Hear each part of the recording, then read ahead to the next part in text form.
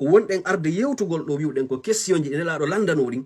tawi ko Allah jaabotoɗi o jaabi ɗin ka suratul kahf. hande ko falaɗe yewtugol ɗo ko fi ɓe yimɓe nde fammere nde jangueten suratul kahf kono en fuɗɗoto woni ka fuɗɗi ɗon ko honɗum waɗi ha o réponse tippi yani ha sura on tippi suratul kahf ma ko honɗum waɗi ha o qissa ɓe yimɓe ashabul kahf ɓe janga fi muɗum ka suratul kahf ko ɗum wonɗen arde. haray musidɓe julɓe tedduɓe teddirɓe l'islam ɓawo e yettude allahu subhanahu wa ta'ala on allahjo tagoɗo en o moƴƴi e meɗen o waɗi en julɓe o fewniri en kaɗo dina on allahjo imminɗo e meɗen ɓurɗo teddude e nelaɓe makko ɓen o tippini kadi e hoore meɗen ko ɓuri teddude e defte makko ɗen ɗum ko alqur'ana makko on e nelaɗo makko on muhammadin sallllahu alayhi wa sallam. haray hiɗen juula kadi e nelaɗo sallllahu alayhi wa sallam nelaɗo neliraɗo saabu yurmede ɗeɗo mofte e kala ko Allah subhanahu wa ta'ala tagi kon e hoore leydi ndi.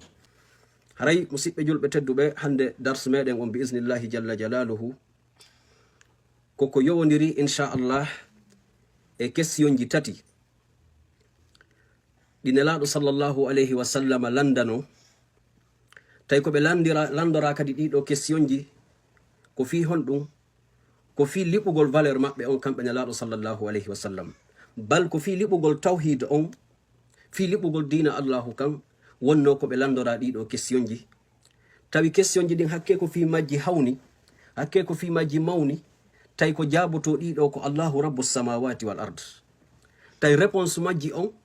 ko ma Allah subhanahu wa ta'ala ƴetta ɗiɗo o waɗa réponse majji on ka nder alqur'ana makko tedduɗo fi honɗum fi yo lutto ha ñande dargal dari. haray noon hande nelaɗo landama ɗiɗo question ji iɗen faala jantagol réponse ji ɗi allahu subhanahu wa ta'ala jaabinoɗi. barakallahu fik. Naam, ko honɗum nelaɗo sallllahu alayhi wa sallam woni ko jaabino ɗeɗo lande, ko honɗum allahu on tippinno woni ko jaabi ɗeɗo lande. haray noon nde tawno ko 3 question woni ko posano e wi'i kadi hakke ko ɗi mawni kon hakke ko ɗi teddi kon tawi kaka qur'ana Allah subhanahu wa ta'ala woni ko addi ɗi ko ɗum waɗi haray en wawata jaabagol ɗi fo majji hande en ƴettay bi idnillahi ta'ala question arano on yewten fi on ɗon question si en wattani hakkil en jonni yani en jonni jonde nden hakkille men ɗen en heɓay bi isnillahi ta'ala nafa molanaɗo e ko wona e yewtede kon. haray honɗum woni on question ɗen lande ɗe nelaɗo sallllahu alayhi wa sallam landano. hiɗon andi tuma nelaɗo sallllahu alayhi wa sallam ɓe senino makka ɓe maaki ko ɓe annabajo nde allahu on nelnoɓe makka en jangino issa maɓɓe on ɓeɗo heferaɓe ɓayɓe étike fi liɓugol nelaɗo on ha tawi joni kala arɗo makka ɓe innay gorko no ka amen ɗo yani kala koɗo arɗo makka kamɓe ɓuray siyankoɓen ɓe innay gorko no ka amen ɗo himo nodditi wondema ko annabajo haray ko sattani o wowota on jento oɗo gorko fi hon ɗum saabu si on jentike oɗo gorko o ittay on e dina mon kan tawi ko dina honɗum kamɓe woni wolde ko rewgol sanamoji ɗin ɗum ɗo wonno golle heferaɓe ɓen. joni noon ɓayɓe kattike ha fiyo nelaɗo accitu ɓe yenni ɓe créyi guereji ɓe sakkiki julɓe yani yimɓe aroɓe ɓen fiita ɓe nato l'islam tawi ɗum ɗo fo nelaɗo no tabiti julɓe ɓen e hoore ko ɓe letta kon fo woɓɓe warama woɓɓe waɗama piji ɗin fo ɓe tabiti ko honɗum heferaɓe waɗi ɓe wi joni essayel liɓugol mouhammad liɓirenmo gandal liɓirenmo politique. ɓeɗo heferaɓe ɓe immini yimɓe yogaɓe ɓe wi joni mahinka yimɓe gande ɓe landoɗen fi mouhammad fi e wawmo jabade par ce que ɗon andi e yewtino yimɓe ɓuray siyankoɓe makka hari ka annabi ibrahim e annabi ismaila feƴƴuno annabajo go artali ɓawo maɓɓe sina nelaɗo sallllahu alayhi wa sallam. amma noon alyahud e annasara ɓe heɓino annabaɓe annabi isa annabi yahya annabi hud ɓe kontatako ɓen fu arino e yimɓe yani annasarankoɓen e alyahud ɓuray siyankoɓe makka heferaɓe makka ɓe wi mahillandoɗen fi mouhammad ɓe wi ko honto yayten ɓe wi imminen woɓɓe ɓe yaha madinatul munawwara fewlo den ñande hari nelaɗo sallllahu alayhi wa sallam hari ɓe ferali iwgol makka seyno madina hari ha joni ko makka ɓe woni ɓe immini neɗɗo goto no wi'eteno nadrib bin al harith e oɗo wiyetenoɗo uqbata ibnu abi mu'ayt ɓeɗo hino tawano woɓɓe no wi ko ɓeɗo tun ɗiɗo woɓɓe no wi woɓɓe go no ɓeydino kono ɓeɗo kamɓe wonno hoore délégation o wiwɗen nadrib bin al harith e utbata ibnu abi mu'ayt ɓeɗo ɗiɗo hari ɓe tawano e délégation o ɓe immi makka ɓe yahi madinatul munawwara ɗon accay hakke ko wonɗen arde yewtugol ɗo wiwɗen ko question ji ɗe nelaɗo landano ɗin tay ko Allah jaabotoɗi o jaabi ɗin ka suratul kahf hande ko fala ɗe yewtugol ɗo ko fi ɓe yimɓe nde fammere nde jangeten suratul kahf kono en fuɗɗoto woni ka fuɗɗi ɗon ko honɗum waɗi ha o réponse tippi yani ha sura on tippi suratul kahf ma ko honɗum waɗi ha o qissa ɓe yimɓe ashabul kahf ɓe janga fi muɗum ka suratul kahf ko ɗum wonɗen arde ɓay ɓe yahi ɓe landoy kenelaɗo ɓay ɓe yahi kamɓe heferaɓe makka ɓe yahi madina ɓe yide alyahudaɓe ɓen ɓe wi ko onon yo yimɓe madina alyahudu yimɓe defte ahlul kitab onon nelaɓe buy ari e moɗon meɗen heɓi ko ngalɗini men ka miside amen makka meɗen heɓi ko ngalɗini men ka hoɗo amen ko honɗum woni ɗum gorko yalti e amen ton o wi kanko ko annabajo wiyeteɗo muhammad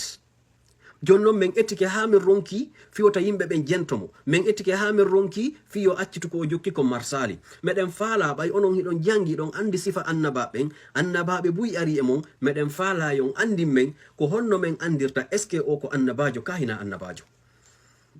yimɓe madina ɓen ɓe inni yahe lando ɗon o gorko wiyeteɗo muhammad question ji tati si o jaabi keɗi ɗi tati non haray ko annabajo si o jaabaki ɗi haray na o annabajo woɓɓe wi'i ko ɓe wi'uno kamɓe yimɓe alyahuda ɓen ɓay kamɓe kadi hari ɓe faala liɓugol nelaɗo ɓe wi yahe lando ɗon mo question ji tati si o jaabike ɗiɗi o wi o anda goto on haray ko annabajo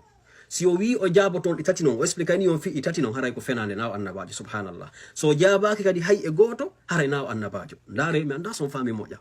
yahe lando ɗon mo 3 question si o jaabiki on ɗi fop majji o explique ɗi fof haray o fenay na o annabajo si o jaabaki hay e goto haray kadi o fenay na o annabajo kono so jaabike ɗiɗi o wi o anda goto haray ko annabajo woɓɓe wi ko ɗo ɗum ɗo ɓe jonnoɓe kamɓe yawnoɓen délégation mo Quraysiyankoɓe imminno o makka ɓe yilti ɓe arti makka ɓe tawi hooreɓe maɓɓe ɓen ɓe wi mayinka muhammad en heeɓi ko liɓiren muhammad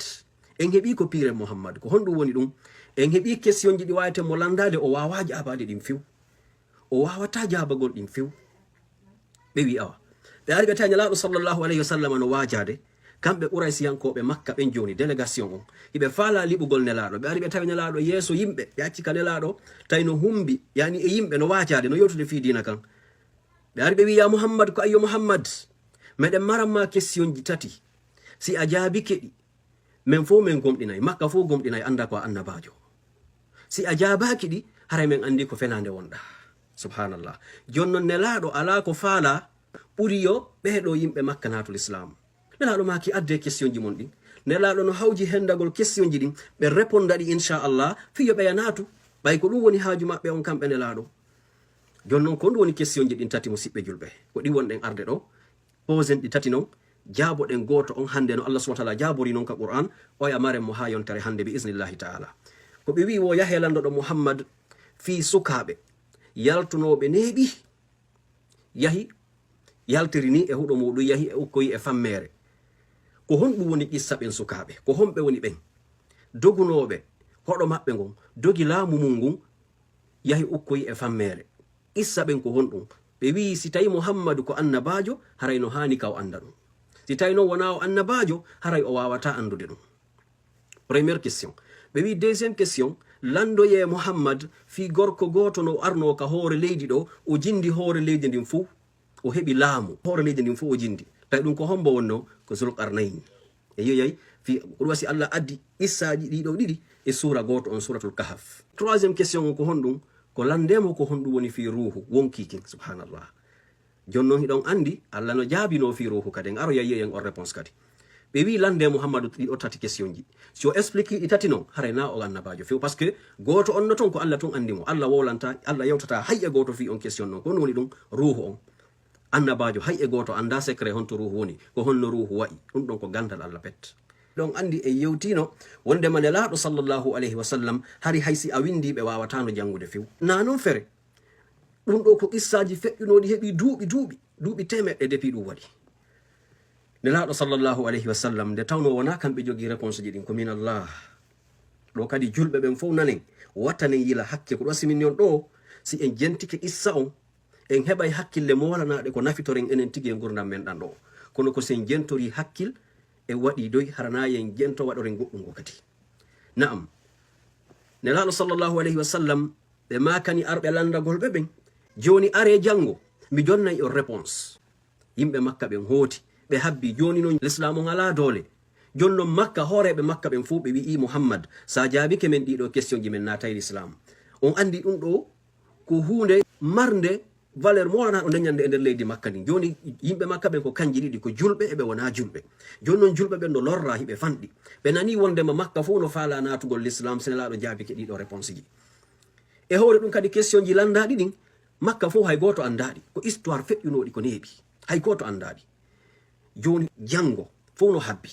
julɓe ɓen no welti no habbi wondema nelaɗo jaaboto jango ɗiɗo question ji yimɓe makka ɓen natay l'islam yimɓe makka ɓen no desidi ɓe wirtay nelaɗo jango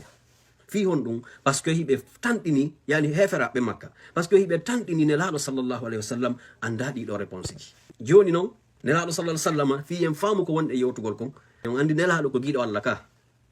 allah tagali mo o yiɗi ɓuri nelaɗo sallllahu alayhi wa sallam mo jibril mo allah wawi imminde jibril automatiquement no wawno addugol réponse ji ɗin kono laare ɗo kon ɗum mi faala en faamu nelaɗo maki are jango mi jonnay on réponse ji ɗin ɓe yejjitimakugol inchallah ɓay nelaɗo yejjitimakugol inchallah fi enen ɗo wiyaɓe ɓe jango mi waɗay ɗum ɗo kikiɗe mi waɗay ɗum ɗo ronka wi'ugol inchallahu ɓayɗa minimise ɗum ma ɓay a yejjitay jento ɗo ko honɗum nelaɗo allahu o waddi e allahu rabbu samawati wal ard nelaɗo maki jangon hende to réponse on hakke ko ɓe welti ɓe yejjitimakugol inchallah weeti bimbi heferaɓen fo moɓi ari ka nelaɗo sallllahu alih wa sallam julɓe ɓen fo moɓi ari no habbi réponse nelaɗo on ko homɓe woni fiɓe sukaɓe ko homɓe woni o gorko landaɗo fimo nelaɗo habba ha nelaɗo maki réponse on arali fi hon ɗum nelaɗo wona kamɓe woni jabotoɓe ɓen ɓe jabata ko sina allah subahana taala addi réponse sala dalika qur'an walaw taqawwala alayna ba'da al aqawil la akhadna minhu bil yamin thumma laqata'na minhu al watin si tawino muhammadu o fefindino goɗɗum o wowli e hoore amen menen allah o wi ko menen daali ɗum hara wona menen men nangirayno mo ñaamo amen gon subhanallah men taƴayno kay daɗi dande makko ɗi on faami so ɗum ɗo holli wondema nelaɗo sallallah alih w sallam ɓe addata sina ko ɓe yewta kon jama on jooɗi habbi nelaɗo hendaki réponse fes jibril addaki réponse on few fi hon ɗum ɓay tumɓe makano inchallah ndare ko allah waɗi ɗo si tawino wi'ugol inchallah wona important ka allah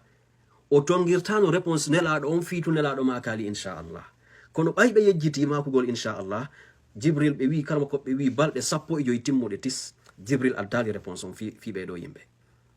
joni noon heferaɓe wattino arde ɓe jalane laaɗo ɓe inna muhammad seytaneru ma ndun acciti arde muhammad seytaneru ma ndu yejjiti wawyu ko ndu woyi addugol kon e ma ay men haalneno na annabajo ka na noon hino joni men koyensima a anda ko ɗum fewndi e jakkaɗa andi na annabajo ko fenalngol yimɓe ɓen sahabaɓe gomɗinnoɓe nelaɗo ɓen wono seydna ousmane seydna aboubacrin seydna ali seydna oumar ɓe kañum no mapani nelaɗo sallllahu alayhi wa sallam hiɓe andi pellet wondema nelaɗo ko annabajo jon noon hiɓe jiiɓi ko honɗum ha waɗi jibril arali ha joni ɓe wi balɗe 15 woɓɓe ñanno wi ha timmi lewru kono ala kulli haalin balɗe 15 jibril addali réponse fes o addali réponse few joni noon allah subhanahu wa ta'ala ɓay o yi heferaɓen ko ha honto ɓe welti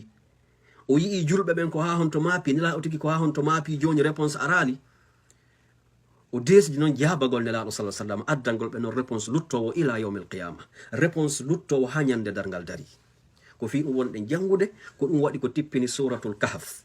ko ɗum waɗi si en yewtay wona firgol surawol ngol wonɗen ko jantagol tun issa ɓeɗo yimɓe nde ɗo fammere se nani suratul kahf ko suratu innitirande fammere anduɓe ɓen ko wiyete kon fammere ka haala pular ngol ɗo surawol wiwɗen en firatagol ngol fof en ƴettay tun issa ɓeɗo sukaɓe saabu ko réponse ko nelaɗo jonnano kon ko ɗum wonɗen e yewtude en andi joni sababu nusul on ko fi hon ɗum waɗi si issa ashabul kahfi on ari ka suratul kahf o ɗiɗo réponse ji woɓɓe no wi'i e karmakoɓe goo wondema allah o tippinto suratu duha wadduha wallayli ida saja ma wadda'aka rabbuka wama qala wala al-akhiratu khayrun laka min al-ula wala sawfa yu'tika rabbuka fatarda allah ɓe wi ɓay jibril ƴetti tan o arali ha nelaɗo on huuli ko honɗum ɓe bonni allah ko honɗum taƴi wahyu on allah tippini taw suratu duha o addahal taw réponse on premier mission jibril on o ari o addi wa duha wondema ande nelaɗo allah accitirtamani o yebata fima o ɓantay fima an e allah on haɓata o sifi ɗon ɓaynagol sotol ɗo woni haaju meɗen anden tun allah o humpitaw nelaɗo on wondema o seytina na nelaɗo sallllahu alayhi wa sallam wondema nelaɗo on bonnata ko mettata allah o aroy noon joni ka suratul kahf